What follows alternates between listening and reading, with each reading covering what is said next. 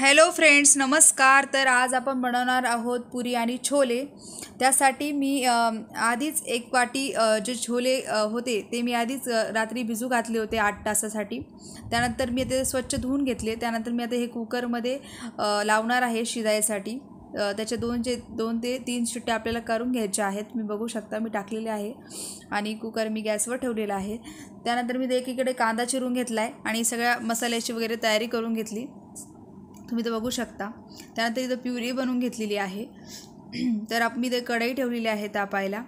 तर त्याच्यामध्ये मी 1.5 ते 2 चमचे तेल टाकणार आहे, बघू शकता। त्यानंतर ते छान असं तापलं की त्यानंतर आपल्याला त्याच्यामध्ये जिरे टाकायचे आहेत। जिऱ्याचे छान तडतडू द्यायचे। त्यानंतर आपल्याला याच्यामध्ये तेजपत्र टाकलेलं आहे, मी तेजपान म्हणता येईल त्याला, आणि एक लवंग टाकलेली आहे, त्याने स्वाद छान लागेल। त्यानंतर मी ते कांदा बारीक चिरून घेतलेला तो टाकलेला आहे। त्याला असं छान असं सोनेरी होईपर्यंत आपल्याला छान असं खरबूस भाजून घ्यायचं आहे, तुम्ही बघू शकता। मी खरबूस भाजून घेणार आहे त्या कांद्याला। त्यानंतर आपल्याला त्याच्यामध्ये टाकायचं आहे अद्रक आणि लसणची पेस्ट। अद्रक लसणची पेस्ट टाकून घेतलेली आहे मी। त्यानंतर त्यालाही छान असं तेलामध्ये असं मिक्स होऊ द्यायचं, छान असं परतू द्यायचं आहे त्याला कांद्यासोबत। त्यानंतर कांद्यालाही ब्राउनिश कलर आलेला आहे। त्यानंतर मी इथं टोमॅटोची प्युरी टाकून घेतलेली आहे, तुम्ही बघू शकता। त्याला छान असं तडतडू द्यायचं। छान असं मिक्स झाल्यानंतर त्याला तेल सुटेपर्यंत होऊ द्यायचं। त्यानंतर 2 चमचे आपल्याला इथे छोले मसाला टाकून घेतलेला आहे। त्यानंतर 1 चमचा तिखट टाकून घेतलेला आहे।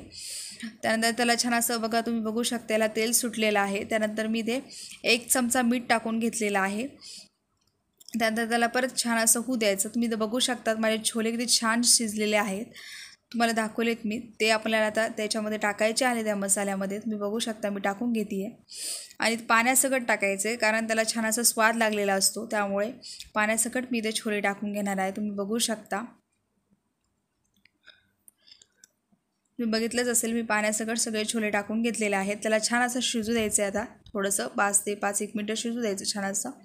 त्यानंतर त्याच्यामध्ये आपल्याला मी ते अद्रकचे जे काप होते ते लंबे लंबे करून टाकलेले आहेत। त्यानंतर 2 हिरव्या मिरच्या टाकलेल्या आहेत, त्याने की तिखटपणा जास्त येईल, आपल्याला चमचमीत लागतील ते खायला, त्यासाठी तुम्ही बघू शकता। सो तुम्ही पण करून बघा, लाईक करा, शेअर करा, सबस्क्राईब करा आणि थँक्यू।